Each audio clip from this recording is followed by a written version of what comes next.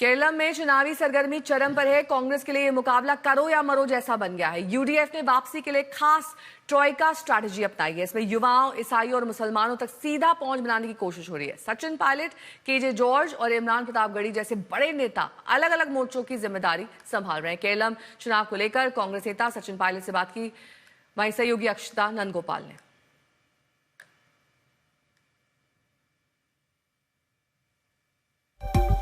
थे सचिन पायलट। सचिन जी नमस्कारम। पहले कैसे लग रहा है केरला में? क्या इस बार यूडीएफ के लिए आसान जीत होगा? क्योंकि जितने भी एक्सपर्ट से हम बात कर रहे हैं सब बोल रहे हैं कि ये बहुत क्लोज कॉन्टेस्ट होने वाला है एलडीएफ और यूडीएफ के बीच। नहीं, देखिए, लोग कुछ भी कहें, लेकिन अब अगर आप आंकड़ा देखेंगे, पिछले लोकसभा चुनाव में यहाँ 20 सीटें हैं तो हमारे को 18 मिली थी उस समय। अभी यहाँ नगर पालिका पंचायत चुनाव हुए थे, वहाँ पे एक तरफा जीत हमारी पार्टी को मिली थी। और मैं बहुत ओवर कॉन्फिडेंट नहीं हूँ, लेकिन मैं जनता को जानता हूँ और केरला में बहुत समय मैंने बिताया, यहाँ पर प्रचार किया है, लोगों से, उम्मीदवारों से, कार्यकर्ताओं से जितना मुलाकात की है।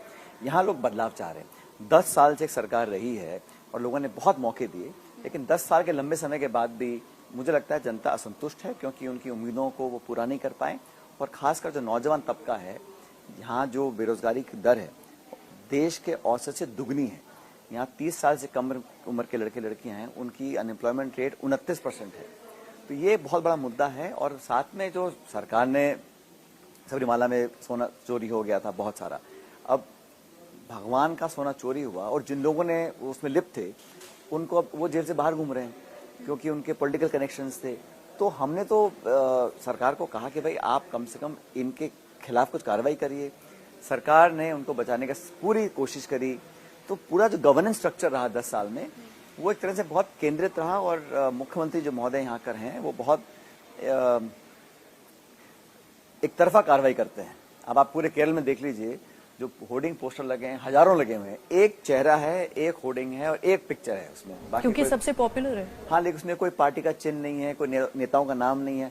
सरकार तो एक कलेक्टिव रिस्पॉन्सिबिलिटी होती है, तो ये तो सिर्फ अपना ही चल रहे हैं। और वो एक समय का उनका रवैया थोड़ा तानाशाही का है जो मुझे लग रहा है, क्योंकि अब जो लेफ्ट पार्टीज हैं वो खत्म हो गई हैं बंगाल में, त्रिपुरा में। केरल एक जगह है जहां वो अभी तक जिंदा है, तो पूरी पार्टी देश भर की उन पर निर्भर करती है, तो उनको अपने आप को बहुत बड़ा महसूस करने का मौका मिलता है। लेकिन जनता बदलाव चाहती है, ऐसा मैं मानता हूँ।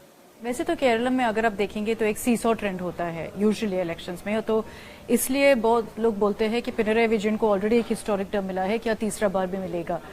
पिनराई विजयन के लिए काफी चर्चा होता है कि काफी गुडविल है, क्योंकि अगर केरलम के गुड न्यूज दिखते हैं, आपने बोला कि अनएम्प्लॉयमेंट है और क्या काफी इश्यूज है, लेकिन अगर हम पॉजिटिव्स देखते हैं तो पैरामीटर्स में केरलम ओबियसली लीड करते हैं, हेल्थ केयर में या लिटरेसी रेट में, या फिर पॉवर्टी फ्री स्टेट, पहला स्टेट है जो पॉवर्टी फ्री डिक्लेयर किया था। तो उसके हिसाब से आपको लगेगा कि पिनराई विजयन बहुत अच्छा काम किया है केरला में? ऐतिहासिक रूप से केरला का जो सोशल इंडेक्सेस हैं वो देश के बाकी राज्यों से बेहतर है। और आप जानती हैं पिछले 70 सालों में यहाँ हर 5 साल में कांग्रेस और गैर कांग्रेस सरकार बनी है। तो एक समझ सबका योगदान रहा है इस समाज को, इस स्टेट को ऊपर लाने में। लेकिन जब जो स्टैंडर्ड आज केरला के लोगों का है, उनकी जो उम्मीदें हैं वो अलग हैं, उनको सरकार पूरा नहीं कर पा रही है। और आप कह रहे हैं कि बहुत अच्छा स्टैंडर्ड है, मैंने देखा है, बिल्कुल अच्छा है।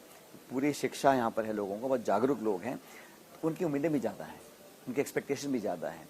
क्यों लोग छोड़ के केरला को बाहर जाते हैं? पहले जाते थे वो खाड़ी में काम करते थे, कोई लेबर का काम करते थे, मजदूरी काम करते थे। अब लोग पढ़े लिखे लोग छोड़ के जा रहे हैं, क्योंकि यहाँ पर निवेश नहीं हो रहा, उद्योग नहीं लग रहा, रोजगार नहीं है, अपॉर्चुनिटीज नहीं है। और इतना टैलेंट यहाँ पर है, इतना स्कोप यहाँ पर है, टूरिज्म का है, इंडस्ट्री का है, IT का है, टेक्नोलॉजी का है।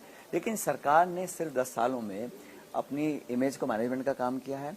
और मुझे लगता है कि हाल ही पिछले 1-1.5 साल में ये CPM CPI जो कम्युनिस्ट पार्टीज हैं, LDF की हैं, इनका कहीं ना कहीं भाजपा से एक अच्छा समझौता हो गया। क्योंकि बीजेपी, इसलिए कह रहा हूँ, कैसे हो सकता है? मैं बताता हूँ आपको। बीजेपी जानती है उनका केरल में कोई भविष्य नहीं है। उनके यहाँ 0 विधायक हैं केरला में। लोकसभा में उनको वोट मिला था, 12-13% जो वोट मिला था। तो चीफ मिनिस्टर को तो ये अच्छा लगता है कि ये मुख्यमंत्री बने रहें, कांग्रेस नहीं आनी चाहिए। और मुख्यमंत्री को चाहिए कि यही प्रधानमंत्री बने रहें, क्योंकि ये दोनों चाहते हैं कि कांग्रेस को रोका जाए। और जो आप लिस्ट देखिएगा, एनडीए जो बीजेपी के उम्मीदवार हैं, वो हर उम्मीदवार को ऐसा खड़ा किया गया है कि वो कांग्रेस के वोट कम करने का काम कोशिश कर सकते हैं।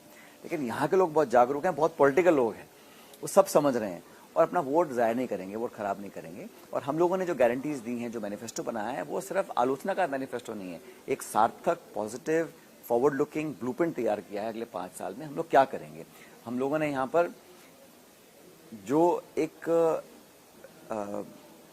इकोनॉमिक ग्रोथ स्टोरी होनी चाहिए थी, इतना यहाँ पे एजुकेशन, टैलेंट, इंस्टीट्यूशन, पढ़ाई सब कुछ है, बावजूद उसके अभी जो सरकार 90% जो बोरो करती है हर साल, उसमें जो खर्चा है वो पुरानी जो लोन्स हैं उसको चुकाने में देती हैं। तो फिस्कल मैनेजमेंट बहुत बर्बाद हो चुका है। इसलिए हमें लगता है कि यहाँ पर जनता बदलाव चाह रही है। मैंने बहुत यहाँ लोगों से चर्चा करी है और मैं बहुत अतिशोक्ति नहीं कर रहा हूँ, लेकिन मुझे पूरा विश्वास है कि यहाँ के जो मुख्यमंत्री हैं ये संभवतः देश के आखिरी कम्युनिस्ट मुख्यमंत्री होंगे। अच्छा, देखते हैं। लेकिन जो आपने बताया कि एक लेफ्ट और बीजेपी के मतलब मिलावट है, वो तो मतलब पिनराई विजयन भी बोलते हैं आपके बारे में कि यूडीएफ और बीजेपी के बी टीम है। अब आप मुझे बताइए, मतलब ये सब नहीं, तो नहीं, मतलब एम्प्टी रेटरिक जैसा बिल्कुल लगता है। आप आंकड़े देख लीजिए, आपको मैं फैक्ट बताता हूँ। लोकसभा चुनाव 2024 के हो रहे थे, केंद्र सरकार बीजेपी की है, उन्होंने कांग्रेस पार्टी के खाते सीज कर दिए चुनाव से पहले, सीपीएम को तो नहीं करे।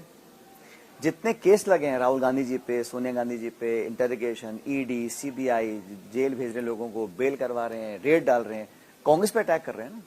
सीपीएम के किसी नेता पर आज तक अटैक किया है?